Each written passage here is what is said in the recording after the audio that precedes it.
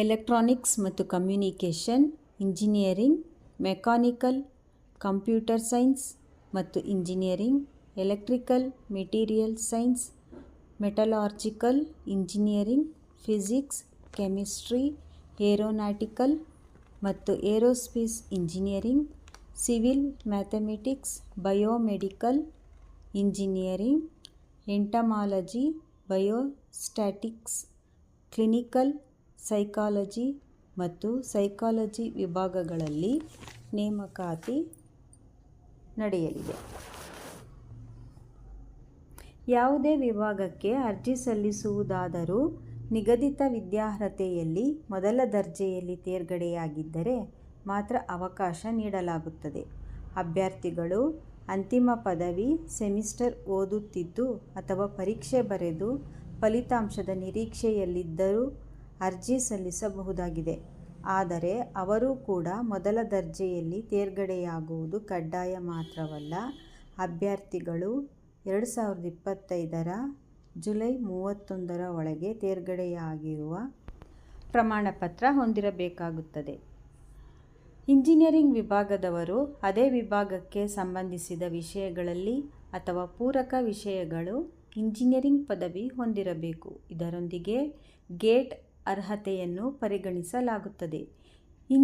ಇಂಜಿನಿಯರಿಂಗೇತರ ವಿಭಾಗಗಳಲ್ಲಿಯೂ ಆಯಾ ವಿಭಾಗಕ್ಕೆ ಸಂಬಂಧಿಸಿದ ವಿಷಯಗಳಲ್ಲಿ ಸ್ನಾತಕೋತ್ತರ ಪದವಿ ಪಡೆದವರಿಂದ ಅರ್ಜಿಗಳನ್ನು ನಿರೀಕ್ಷಿಸಲಾಗಿದೆ.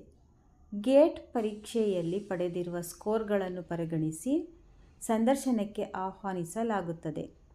ಸಂದರ್ಶನದ ಬಳಿಕ ವೈದ್ಯಕೀಯ ಪರೀಕ್ಷೆ ನಡೆಸಿ ಆಯ್ಕೆಗೆ ಪರಿಗಣಿಸಲಾಗುತ್ತದೆ. ಆಯ್ಕೆ ಪ್ರಕ್ರಿಯೆಯಲ್ಲಿ 20 ಅಂಕಗಳು ಮತ್ತು ಗೇಟ್ ಸ್ಕೋರ್ಗೆ 80 ಅಂಕಗಳನ್ನು ನಿಗದಿಪಡಿಸಲಾಗಿದೆ. ಆಯ್ಕೆ ಪ್ರಕ್ರಿಯೆಯಲ್ಲಿ ಕನಿಷ್ಠ 70% ಅಂಕಗಳು ಪಡೆದರೆ ಮಾತ್ರ ಅಭ್ಯರ್ಥಿಗಳು ನೇಮಕಾತಿಗೆ ಅರ್ಹರಾಗಿರುತ್ತಾರೆ. ದೇಶದ ಸಂರಕ್ಷಣಾ ಸಂಶೋಧನೆ ಮತ್ತು ಅಭಿವೃದ್ಧಿ ಸಂಸ್ಥೆ DRDO ಸೈಂಟಿಸ್ಟ್ ಮತ್ತು ಇಂಜಿನಿಯರಿಂಗ್ ಸೇರಿ ಒಟ್ಟು 148 ಹುದ್ದೆಗಳ ನೇಮಕಾತಿಗೆ ಅಧಿಸೂಚನೆ ಪ್ರಕಟಿಸಿ ಆನ್ಲೈನ್ ಅರ್ಜಿ ಸಲ್ಲಿಕೆಗೆ ಅವಕಾಶ ನೀಡಿತ್ತು. ಈಗ ಈ ಹುದ್ದೆಗಳಿಗೆ ಇನ್ನೂ 4 ಹುದ್ದೆಗಳನ್ನು ಸೇರಿಸಿ ಈ ವರ್ಷ 152 ಸೈಂಟಿಸ್ಟ್ ಇಂಜಿನಿಯರ್ ಹುದ್ದೆಗಳಿಗೆ ನೇಮಕ ನಡೆಯಲಿದೆ. ಅರ್ಜಿ ಸಲ್ಲಿಸುವವರು 35 ವರ್ಷದೊಳಗಾಗಿರಬೇಕು.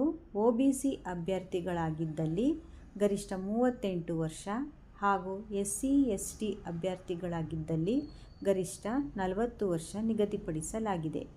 ಅರ್ಜಿ ಸಲ್ಲಿಸಲು ಜೂನ್ 19ರ ಗಡುವು. ಆರಂಭಿಕ ವೇತನ 56,100 ರುಗಳು.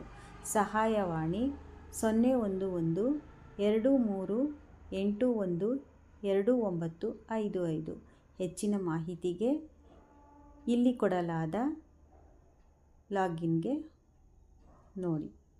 ಇನ್ನೂ ಹೆಚ್ಚಿನ ವಿವರಗಳಿಗೆ ನಮ್ಮ ಯೂಟ್ಯೂಬ್ ಬ್ಯಾಂಗ್ಳೂರ್